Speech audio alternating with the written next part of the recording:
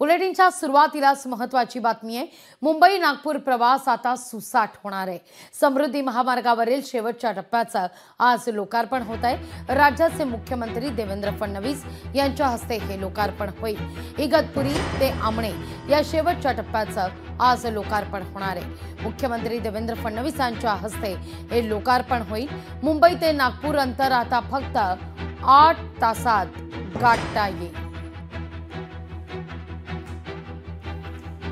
या सगळ्याविषयी अधिक माहिती घेऊया आपले प्रतिनिधी स्वप्नील जाधव यांच्याकडून।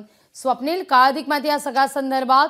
अगदी 12च्या दरम्यान या शेवटच्या टप्प्याचं लोकार्पण होणार आहे। अर्थात पहिल्या समृद्धी महामार्गाचं जेव्हा लोकार्पण झालेलं होतं त्यावेळी मात्र मुख्यमंत्री उपमुख्यमंत्री एकत्रित गाडीत पाहायला मिळालेले होते, ज्याचं स्टेअरिंग त्या क्षणी मात्र देवेंद्र फडणवीसांच्या हाती होता। यावेळी मात्र काय नेमकं पाहायला मिळेल?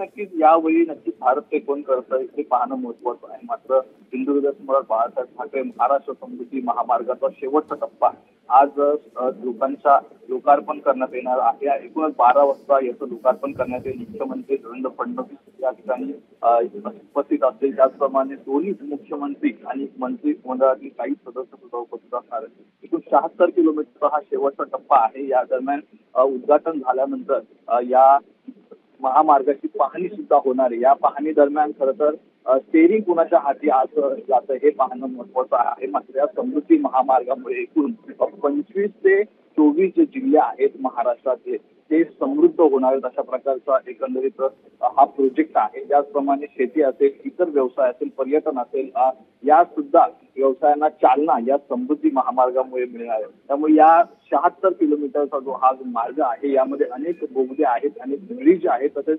राज्यातील सर्वाधिक मोठा जो 7.7 किलोमीटरचा बोगदा आहे त्याचं सुद्धा आज लोकार्पण होणार आहे। त्यामुळे या सर्व समृद्धी महामार्गाच्या सोहळ्याकडे सगळ्यांचं लक्ष लागून राहिलेलं आहे। मात्र या ठिकाणी जर बघितलं तर दोन्ही मुख्यमंत्री आणि मुख्यमंत्री सुद्धा उपस्थित असणार आहे। त्यामुळे उद्घाटन सोहळ्यानंतर नक्की पाहणी करताना देवेंद्र फडणवीस राज्याचे मुख्यमंत्री आहेत त्यांच्या हाती हे स्टेअरिंग असणार आहे की उपमुख्यमंत्री एकनाथ शिंदे यांच्या हाती स्टेअरिंग येतं हे पाहणं महत्त्वाचं आहे। कारण दोन्ही जे नेते आहेत ते कमालीचे चालक आहेत आणि आपण गेल्या 2 टप्प्यामध्ये जर बघितलं तर स्पीड कंट्रोल हा दोन्ही नेत्यांच्या हाती पाहायला मिळत होता। मात्र शेवटच्या टप्प्यामध्ये आज समृद्धी महामार्गावरती नक्की गाडी चालवण्याचा आनंद कोण घेतोय, मात्र या दरम्यान स्टेअरिंग कोण हाती घेतं हे पाहणं महत्त्वाचं आहे।